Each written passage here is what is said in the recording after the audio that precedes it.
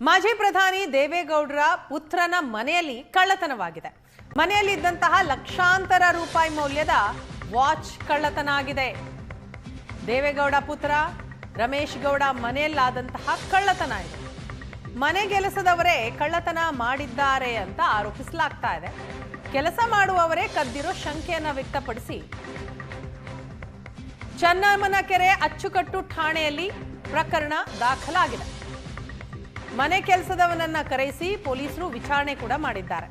ನಾನು ಯಾವುದೇ ವಾಚ್ ಕದ್ದಿಲ್ಲ ಅಂತ ಕೆಲಸಗಾರ ಹೇಳ್ತಾ ಇದ್ದಾನೆ. ಇನ್ನುಳಿದ ಕೆಲಸಗಾರರಿಗೆ ವಿಚಾರಣೆಗೆ ಕರೆಸೋದಕ್ಕೆ ಪೊಲೀಸರು ಚಿಂತನೆ ನಡೆಸಿದ್ದಾರೆ.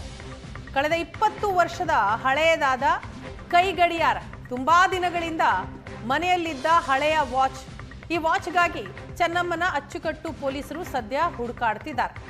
ಮನೆ ಕೆಲಸದವರೇ ಈ ಕಳ್ಳತನ ಮಾಡಿದ್ದಾರೆ ಅಂತ ಆರೋಪವನ್ನ ಕೂಡ ಮಾಡಲಾಗಿದೆ. ಅಷ್ಟೇ ಅಲ್ಲ, ಕಂಪ್ಲೇಂಟ್ ಕೊಡಲಾಗಿದೆ. ಹಾಗಾಗಿ ಪೊಲೀಸರು ಕೂಡ ಈ ಕುರಿತಾಗಿ ತನಿಖೆ ಮಾಡ್ತಾ ಇದ್ದಾರೆ.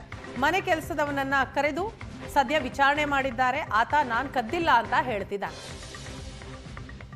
ಮನೆಯಲ್ಲಿದ್ದಂತಹ ಲಕ್ಷಾಂತರ ರೂಪಾಯಿ ಮೌಲ್ಯದ ವಾಚ್ ಕಳ್ಳತನ ಆಗಿದೆ. ದೇವೇಗೌಡ ಪುತ್ರ ರಮೇಶ್ ಗೌಡ ಮನೆಯಲ್ಲಾದಂತಹ ಕಳ್ಳತನ ಇದೆ. ಮನೆ ಕೆಲಸದವರೇ ಕಳ್ಳತನ ಮಾಡಿದ್ದಾರೆ ಅಂತ ಆರೋಪಿಸಲಾಗ್ತಾ ಇದೆ. ಕೆಲಸ ಮಾಡುವವರೇ ಕದ್ದಿರೋ ಶಂಕೆಯನ್ನ ವ್ಯಕ್ತಪಡಿಸಿ ಚನ್ನಮ್ಮನಕೆರೆ ಅಚ್ಚುಕಟ್ಟು ಠಾಣೆಯಲ್ಲಿ ಪ್ರಕರಣ ದಾಖಲಾಗಿದೆ. ಮನೆ ಕೆಲಸದವನನ್ನ ಕರೆಸಿ ಪೊಲೀಸರು ವಿಚಾರಣೆ ಕೂಡ ಮಾಡಿದ್ದಾರೆ.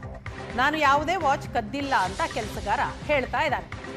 ಇನ್ನುಳಿದ ಕೆಲಸಗಾರರಿಗೆ ವಿಚಾರಣೆಗೆ ಕರೆಸೋದಕ್ಕೆ ಪೊಲೀಸರು ಚಿಂತನೆ ನಡೆಸಿದ್ದಾರೆ. ಕಳೆದ 20 ವರ್ಷದ ಹಳೆಯದಾದ ಕೈ ಗಡಿಯಾರ, ತುಂಬಾ ದಿನಗಳಿಂದ ಮನೆಯಲ್ಲಿದ್ದ ಹಳೆಯ ವಾಚ್.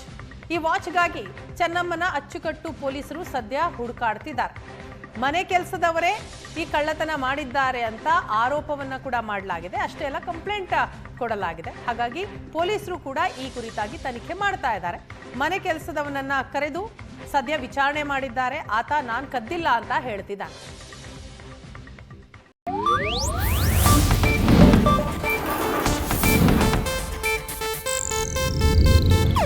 ಇದು ಏಷ್ಯಾನೆಟ್ ನ್ಯೂಸ್ ನೆಟ್ವರ್ಕ್ ಪ್ರಸ್ತುತಿ.